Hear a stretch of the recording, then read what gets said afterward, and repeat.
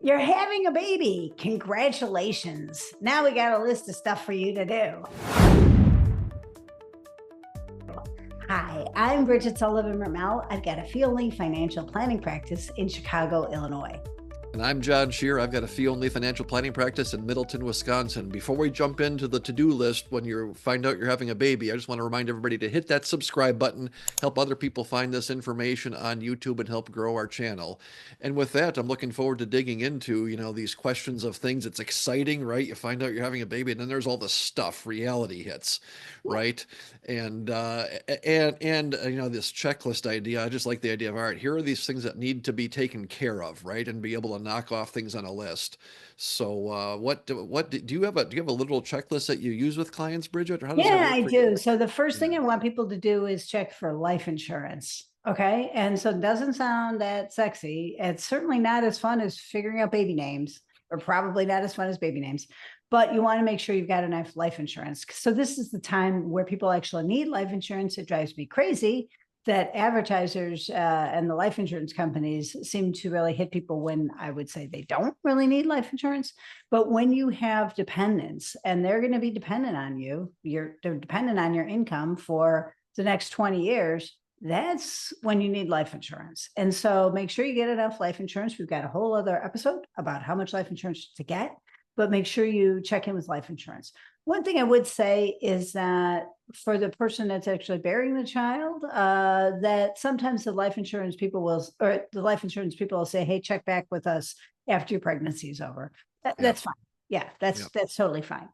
Yeah, the only thing I'll just throw out there, like I said, we got a whole episode. There's other resources, but just keep in mind that you probably need more than you think. Right. Right? $1 million sounds like a lot of money. $500,000 is a huge amount of money if you win in the lottery, but not a lot of money if you got to raise, kids for a kid for the next 20 years on your own, sort of thing, right? So just be prepared that it might feel like, oh my gosh, I'm worth more dead than I'm alive. That's almost never the case, right? You need a big chunk of money when you got a brand new baby coming. Right. And similar to life insurance, I also want you to check your medical insurance. So don't take it as a given that everything's magically taken care of. You want to double check. I know of at least one case where the person was in the middle of changing medical insurance and had been under their parents' plan. And it was like they had the baby on the 15th of the month and the change happened. I don't even know if it was the first or the 30th, Right. What a but mess. just make sure that you're all tucked away there. So call the insurance company, make sure it's on a recorded line, and make sure you hear, yeah, you've got health insurance for this baby. Yeah, yeah, what a great thing, and especially in times of transition, right? Right. It's an easy call one way or another, just do it and check it off the list. But especially like that idea, you're getting off your folks' insurance, right? Young people, getting married, having a baby, right? That's the type of thing where making sure you're changing jobs, something's going on, your spouse is changing jobs. Be aware of that. That's awesome. Cool. Now legal up. Okay. So I've actually told people to get married when they were living together and had a kid, they were having a kid. I'm like, it's going to be easier to just get married. But even if you are married, make sure that you legal up to make sure that your wishes are known for if something happens to you. Yeah. What are your thoughts there? Yeah, no, I mean, and to me, that kind of ties in as like the life insurance thing. Like, listen, you don't need life insurance until somebody's dependent on you, right? Now you got a baby that's dependent for the next, whatever, hopefully only 20 years. We'll see how that stuff goes, right? But the same thing with the legal work. Not that it's not a good idea to have it. We have a whole episode on this also, right? Where you talk about, hey, powers of attorney and things.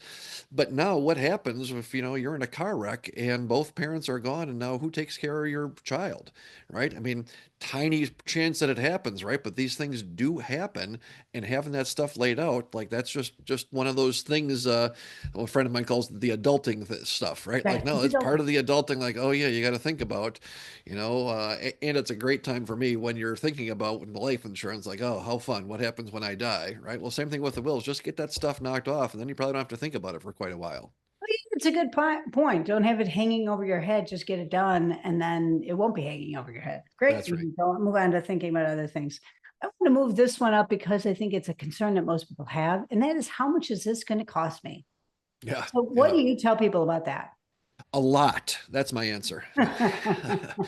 It is, but I'll tell you, the expense is certainly there. I think I've shared with you before. There's the USDA. I'm not sure why it falls under their purveyance, but they put out a survey. I think it's every year, certainly every couple years, and we can put a link in the show notes to it. But they took to bring out a survey that says how much does it cost to raise a child? I think it's to age 18 that they do, but there's some really interesting demographics. They break it down based on sort of where you live or what your income range is, and how much goes to housing versus entertainment versus education. So there's some interesting breakdowns, and of course, it's nationwide type things or region wide. So your specifics are going to vary, but it is interesting to take a look at what it costs to raise a child long term. But I'll tell you, and I don't know if you have the same experience, Bridget. Like it's scary and it's a thing, but people just make it happen, right? Right, It's not like um, it works out, right? I mean, right. it just has a way of working out, and and then that kind of ties in. I think one of the things, certainly on my checklist, I think yours as well, is thinking about saving for college. Right. And one of the things I look at with that is I use this USDA study. These costs of college can be scary, right? I think Madison here in UW is 28,000 or something is the sticker price, or you go to Northwestern down by you and that gets to be double, or I don't know, triple Yeah. that for all I know these days, right? And you go, holy mackerel, how are we going to pay for college? And one of the questions I ask folks is, well, how did you pay for daycare when your baby came around? Like, oh yeah, that was super expensive. And how did you save and plan for that? Like, well, geez, we didn't. We just made it work. I'm like, huh, you just made it work, right? And it's some of the messaging that we hear can be, oh, here's the things you have to do, and this sort of, scare tactics, sell, Right. right? I mean, that's the thing that happens. But when you can step back and go, hang on a second, uh, when my kids are 12 and 13, right? They're not free right now, right? Check that Right. USDA study. When they go to college, is it going to be a big cost increase? Yep. But we're not going from 0 to 28,000. Right, we're Right. going from whatever it costs us now, and there's an incremental cost, but it's not a full 100-degree change or 180-degree change sort of thing. So, Right. so sort of blending in with, hey, what does it cost to raise a kid? You can find out sort of what averages are, and to me, that ties into the whole idea of saving for college. And it's not that you shouldn't do it, but it's not as critical perhaps as we might feel. Yeah, and I encourage people to save for their own retirement first. Yeah, So once that's accomplished, then we start saving for kids' school. yep, And then last but not least is tax opportunities. So this can save you big money on taxes. Actually, first is child tax credit, and that's worth $2,000 right now. As we speak, that's worth about $2,000 for each kid. That is, if you're making less than $400,000 a year. So that gets a lot of people in it. And another one that a lot of people miss, I think, is what's called a dependent care credit. And that's mhm, for reimbursing you for expenses so that you can work and for daycare, et cetera, basically, yep. or for camps in the summer when your kid's a little so that you could, it's a reimbursing so that you can work. It's not 100% reimbursement, but it chips in. Yeah, and I'll just throw out there that on those tax things, that's not like something that you need to do. It's something you qualify or eligible Right, for, right?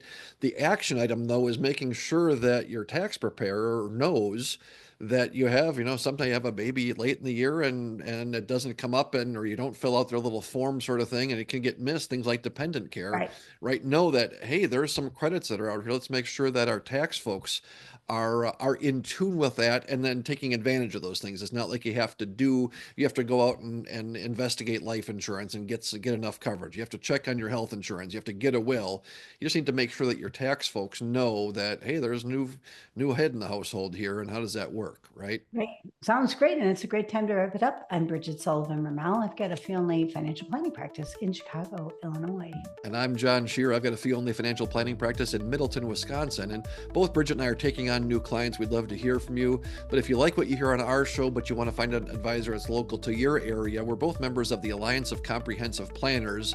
And you can find a planner in your area who thinks like us by going to acplanners.org. And please subscribe.